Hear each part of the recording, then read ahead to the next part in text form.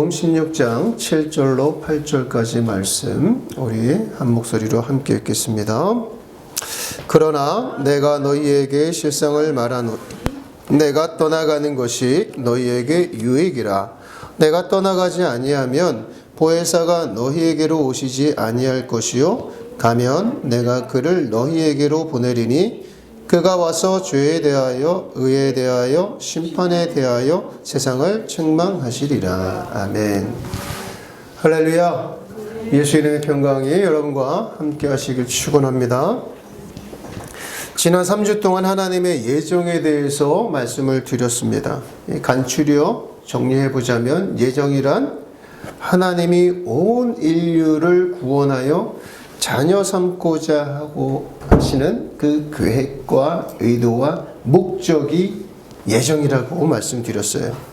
그 하나님의 목적을 위해서 예수님께서 십자가를 지신 것이고 지금 성령님께서 우리와 함께 하시면서 하나님의 구원, 즉 하나님의 예정을 이루어 가고 계신 거예요.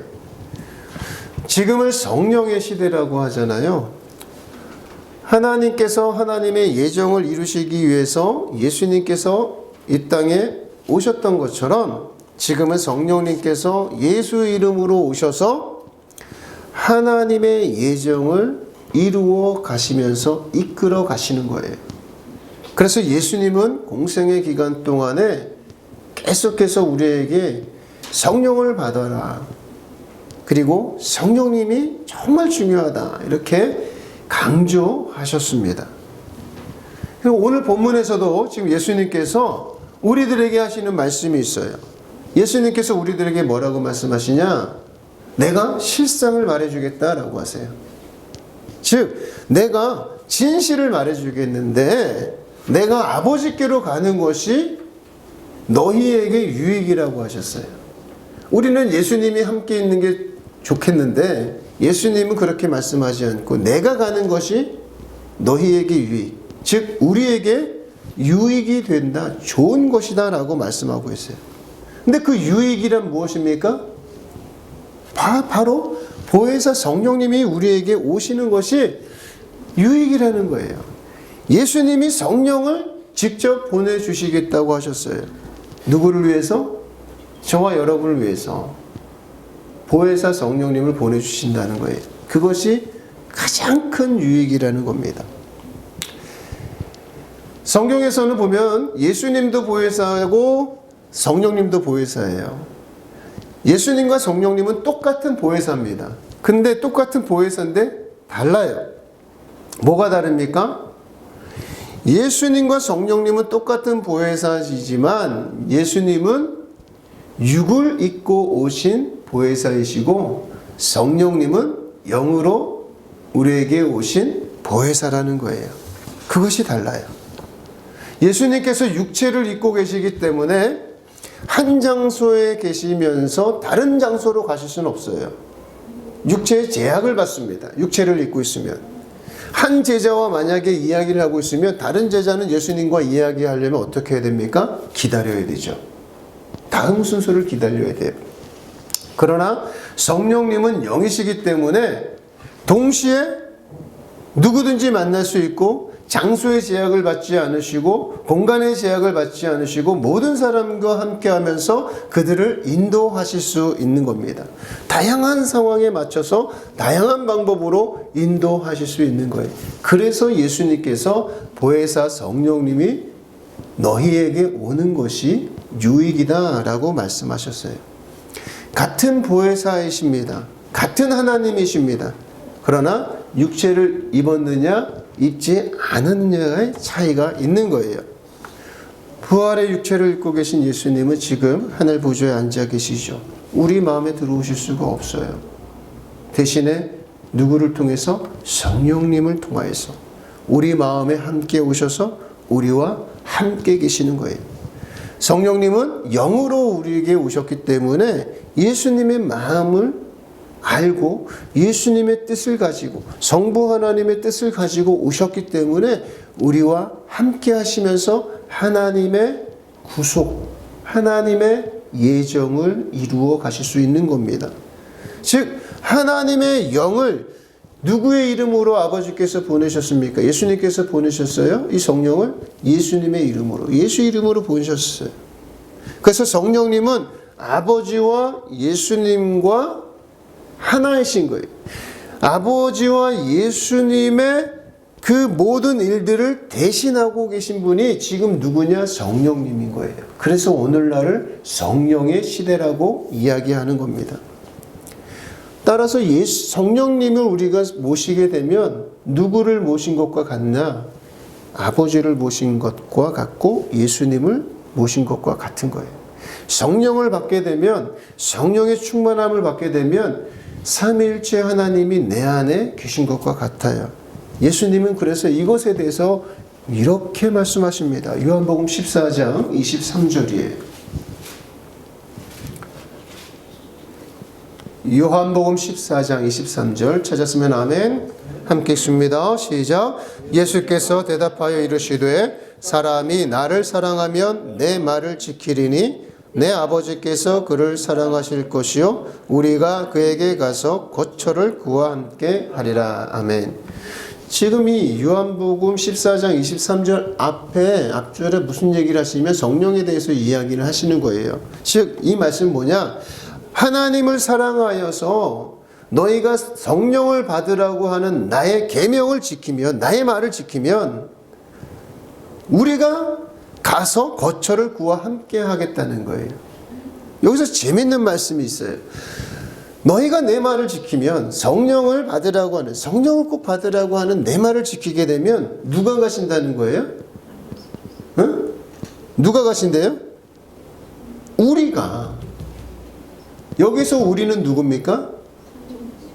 성부, 성자가 함께 가서 우리 안에 살 집을 마련하신다는 거예요. 지금 저와 여러분이 성령님을 간구해서 성령님을 여러분 마음에 초청해서 성령님을 받게 되면 성령님만 오시는 것이 아니라 누가 오시는 거예요? 우리 성부 하나님과 성자 예수님이 성령님과 함께 오셔서 무엇을 만들어 가신다고요? 거처, 즉 성. 그분이 하나님의 거처는 성전이죠. 성전을 어디 안에서? 우리 안에서, 저와 여러분의 안에서 성전을 만들어 가신다는 거예요. 성령님 한 분으로 오는 것을 통하여서 삼일체 하나님이 다 우리 안에 오시는 거예요. 그리고 내 마음에 삼위 하나님이 거하실 거처를 누구와 함께? 나와 함께, 저와 여러분과 함께 성부, 성자, 성령 하나님이 나와 함께 우리 안에서, 내 안에서 하나님이 거하실 거처, 성전을 만들어 가신다는 거예요. 지금 저와 여러분의 안에는 지금 누가? 삼위일체 하나님께서 지금 여러분 안에서 무엇을 만들어 가고 계신다고요? 성전을 만들어 가고 계신 거예요. 우리가 그런 존재라는 거예요. 우리는 나를 굉장히 별것 아닌 존재처럼 여기는데 하나님의 시각에서 하나님이 보실 때 저와 여러분은 하나님의 성전인 거예요. 저와 여러분 각자가 성령을 받음으로 말미암아 성전이 되어가고 있는 겁니다. 그것을 위해서 성령님이 오셔서 제일 먼저 뭐를 하십니까? 오늘 본문에 보니까 죄와 의와 심판에 대해서 드러내시고 불법을 폭로하신다고 그랬어요. 그렇게 해서 우리로 하여금 깨닫게 하신다고 하는 거예요.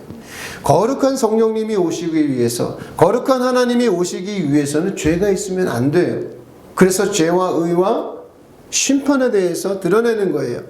내 안에 죄가 있으면 하나님이 사실 수가 없습니다. 죄와 거룩은 같이 있을 수가 없어요.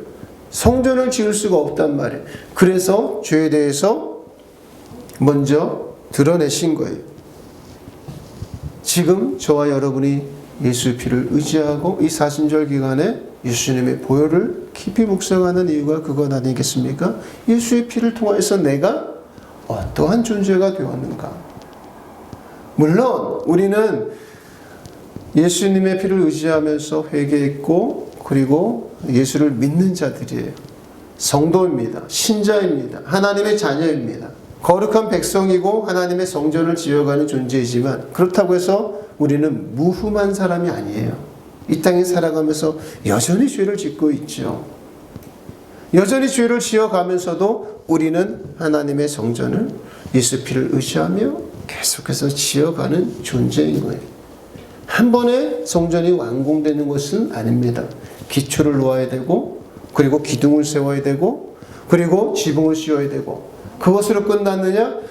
외경만 됐다고 성전이 아니죠. 내부의 인테리어도 있고 여러 가지 것들이 있는 거예요. 성전은 한 번에 지어지지 않아요. 그래서 우리가 신앙생활이 힘들고 고단한 겁니다.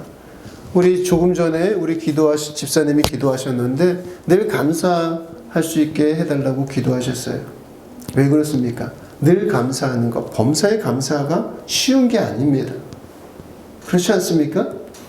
자녀를 사랑하게 해달라고, 자녀를 정말 내 남편과 아내를 사랑하게 해주십시오. 범사에 감사하게 해주십시오. 그렇게 하지만, 그렇게 기도하지만 그것을 알지요. 내가 크리스찬이니까. 안다고 해가지고 그것이 바로 그렇게 실천이 돼요? 아니잖아요. 그것은 바로 실천되는 것이 아니라는 거예요. 성전도 그래요. 우리는 이렇게 질문할 수 있습니다. 예수님 당신이 직접 우리에게 오셔서 좀 가르쳐 주시고 직접 깨닫게 해주시면 안 됩니까? 한 번에 그냥 싹 집어넣어 주시면 얼마나 좋습니까? 왜 그냥 조금씩 한 걸음씩이라 그럽니까? 한 번에 예수 내 구주 했으면 한 방에 은혜를 싹 받아가지고 내가 그렇게 은혜 받은 상태에서 걸어가면 얼마나 좋겠습니까? 질문할 수 있잖아요. 그렇지 않습니까? 왜 조금씩 걸어가야 되는 거예요? 왜 한 걸음씩 걸어가요? 한 10걸음씩 걸어가면 점프해서 가면 얼마나 좋아. 이것에 대해서 예수님께서 뭐라고 말씀하셨냐? 이유가 있어요. 요한복음 16장 12절입니다. 함께 읽습니다. 시작. 내가 아직도 너희에게 이를 것이 많으나 지금은 너희가 감당하지 못하리라. 여기서 지금 이를 것이, 예수님께서는 너희에게 이를 것이 많다라고 했어요. 즉 구원받은 우리가 알아야 할 것이 많다는 거예요. 그러면서 예수님은 지금 당장이라도 말씀해 주고 싶으시대요. 예수님의 진짜 지금 마음은 지금 당장 많이 알려주고 싶은데 우리가 어떤 상태이기 때문에, 감당하지 못할 상태이기 때문에 말씀을 하지 못한다는 거 아니에요. 자녀에게 1년치 밥을 한꺼번에 주는 부모는 없죠. 어떤 선생님이 우리 학생들에게 1년치 그 모든 교과 과정을 한꺼번에 가르칩니까? 못하는 거예요. 왜? 받을 수가 없으니까. 감당이 안 되니까. 지금 예수님께서는 우리에게 일러줄 것이 많대요. 지금 예수를 믿었으면, 예수를 믿게 돼서 예수의 제자가 되고 하나님의 자녀가 되면 알고 깨닫고 순종할 것이 굉장히 많다는 거예요. 예수 믿고 끝이 아니라는 겁니다. 내가 예수님을 믿습니다 라고 말한다고 해가지고 구원받아 천국에 갈 수 있는 것은 아니라는 거예요.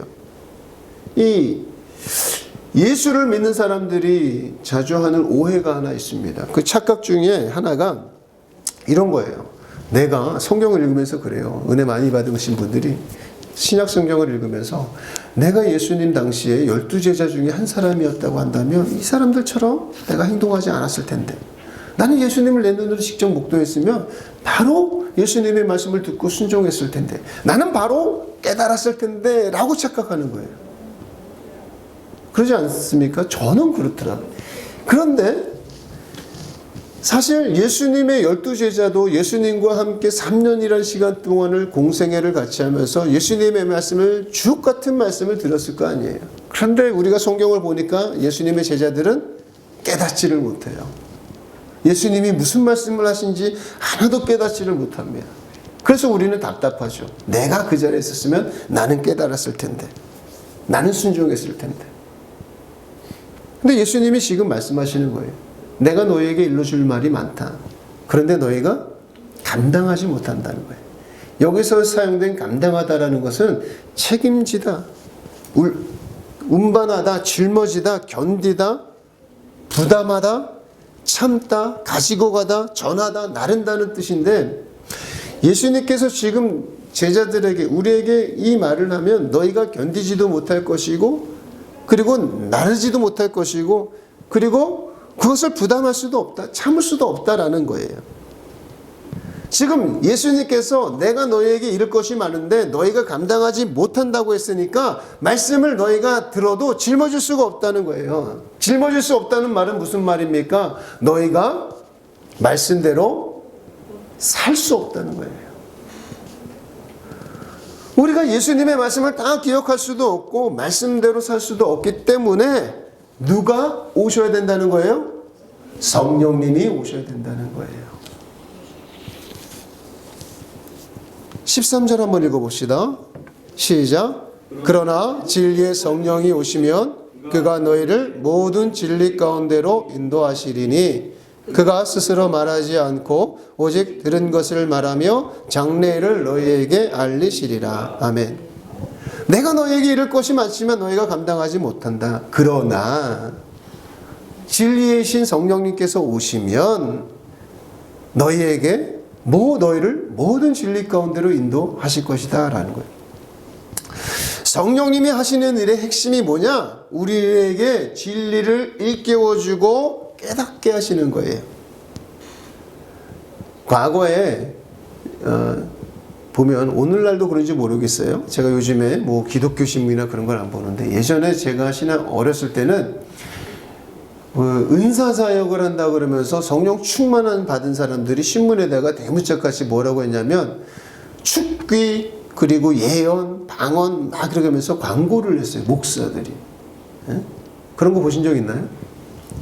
그래서 예수 믿는다고 해서 방언, 성령 충만한다는 사람이 오라 그러면서 광고하면서 상담을 해준다 그래요. 그러면서 기도해주고 안수해주고 그 사람의 미래를 예언해준다 그러고 귀신을 쫓아준대요. 그래요.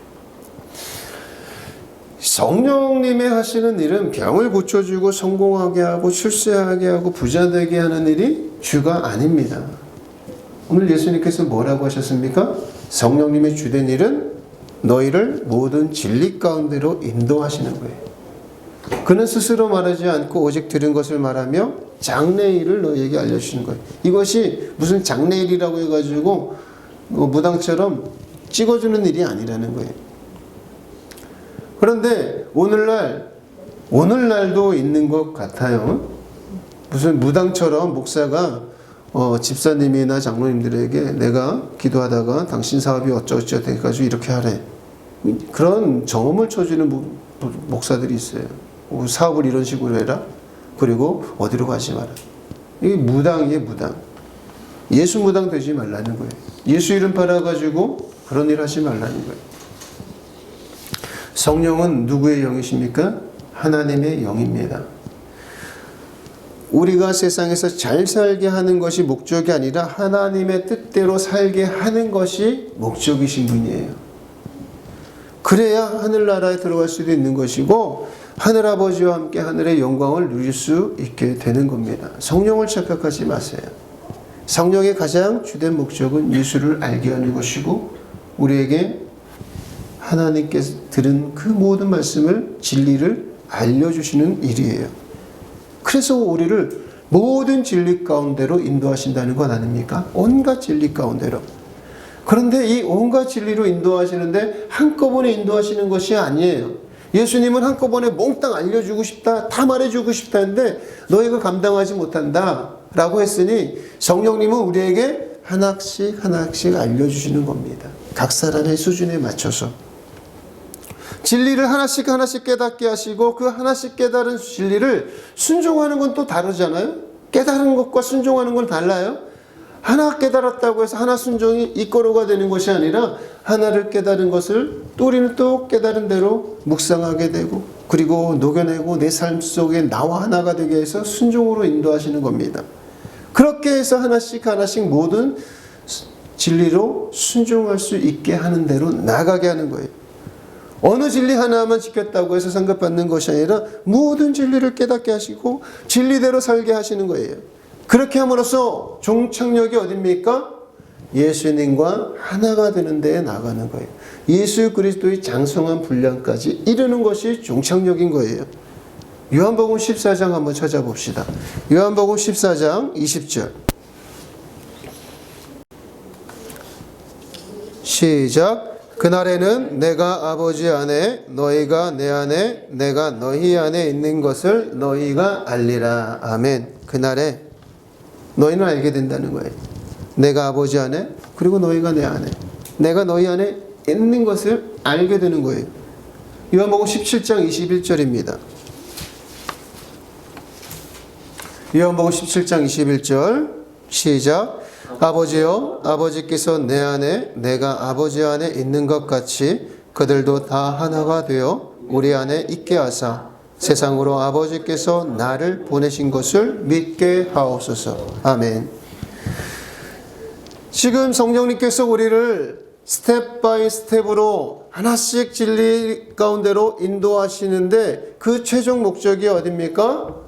아버지와 아들과 성령님과 하나가 되는 자리까지 가는 거예요.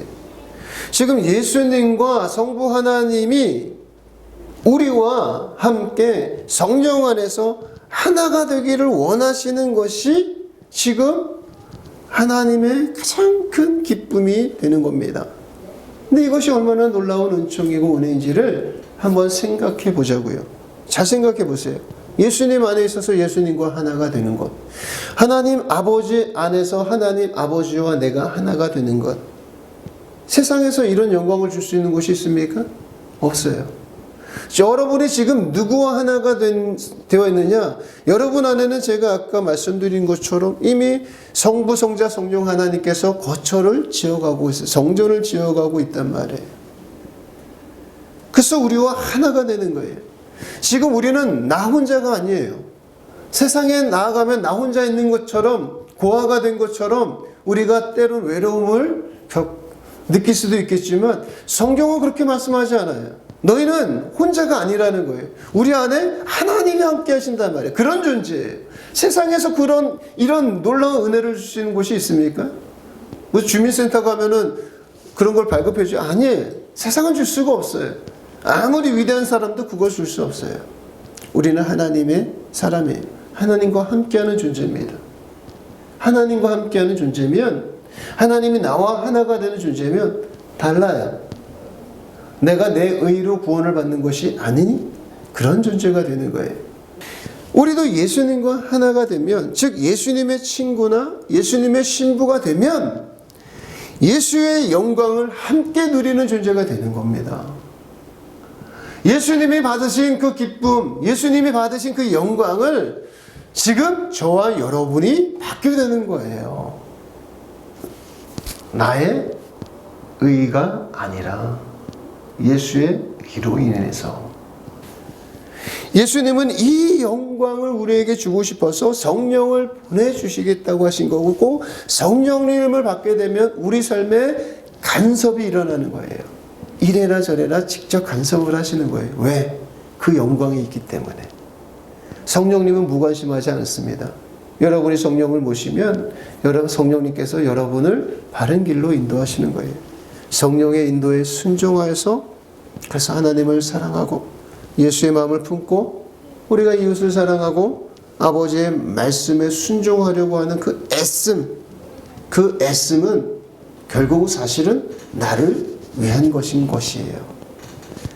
그것이 가장 복된 것임을 깨닫고 성령님과 함께 살아간다는 것, 그것은 나를 감시하는 것이 아니라 나를 하나님과 하나가 되게 하기 위해서, 그 영광의 자리에 이르게 하기 위한 하나님의 축복임을 알고 기쁨으로 성령님을 존중해드리고 그리고 맞아드리고 성령님과 함께 동행하는 저와 여러분이 되시길 예수 이름으로 축원합니다.